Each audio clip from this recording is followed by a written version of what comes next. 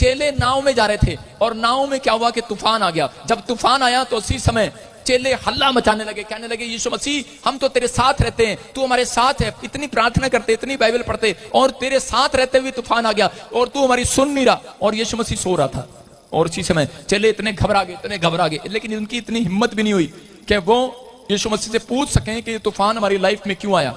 लेकिन उसी समय यीशु मसीह को जब उन्होंने जगाया, उन्होंने कहा यीशु मसीह उठो। यीशु मसीह ने कहा अरे करा जागने का टाइम तुम्हारा है, तूफान में मेरा नहीं है, मेरा टाइम सोने का है। कहता कि तुम्हें जगाना चाहिए, तुम्हें प्रार्थना करनी चाहिए। लेकिन उस समय में कहता वो क्या कर रहे थे, हल्ला मचा रहे थे। आज बहुत सारे लोगों के जीवन में जब दुख आती है, तकलीफ आती है, तो वो प्रार्थना नहीं करते, दोस्तों के पास भागते हैं, रिश्तेदारों के पास भागते हैं, फोन करते हैं। लेकिन आज चाहे कुछ भी हो, लेकिन उसी समय घुटने टेको और प्रार्थना करो। परमेश्वर का आत्मा कहता है वो तूफान शांत होगा। और लेकिन अगर जब शांत होगा, जो तूफान आपने पैसे से शांत कराया, जो तूफान आपने अपने रिश्तेदारों को कहकर या किसी सिफारिश से शांत कराया, तो परमेश्वर का आत्मा कहता है वो तूफान फिर आ सकता है। लेकिन अगर आपने घुटने टेककर प्रार्थना की, तूफान शांत कराया, तो उसके बाद एक बड़ी प्रमोशन आती है यीशु मसीह के नाम में। एक बड़ी प्रमोशन आएगी, बड़ी गवाही आएगी आपकी यीशु मसीह के नाम में। एक तूफान के बाद कहता है कि एक तरक्की जरूर आती है यीशु मसीह के नाम में। लेकिन कब, कहता है प्रार्थना के बाद। और उस समय में जब उन्होंने यीशु मसीह को उठाया और यीशु मसीह उठा और उसने तूफान को डांट तो दिया, लेकिन उसी समय चेलों को डांट लगाई थी। उनको कहा था, कह रहा कि तुम अल्प विश्वासियों, कह रहा कि तुम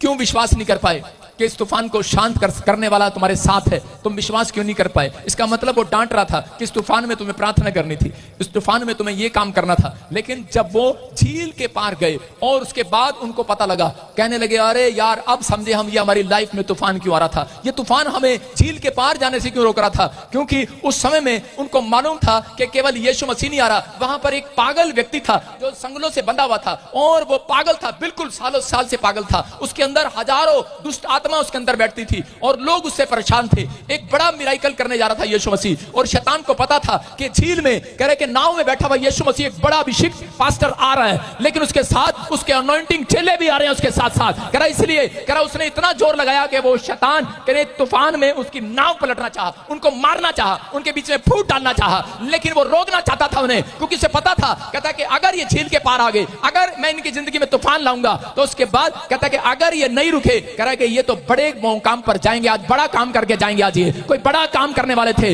और जैसे ही वो वहां पहुंचे और यीशु मसीह ने आदेश दिया और वो दुष्ट आत्मा सूरों में चली गई और वो आदमी बिल्कुल चंगा हो गया, सालों साल का पागल आदमी चंगा हो गया। इतना बड़ा मिराकल देखने के बाद चेलों की समझ में आया, कहते ओ हो, अपने सिर पे हाथ मारा, अब समझ में आया हमारी लाइफ में ये तूफान क्यों आया था, क्यों भेजा था शैतान ने।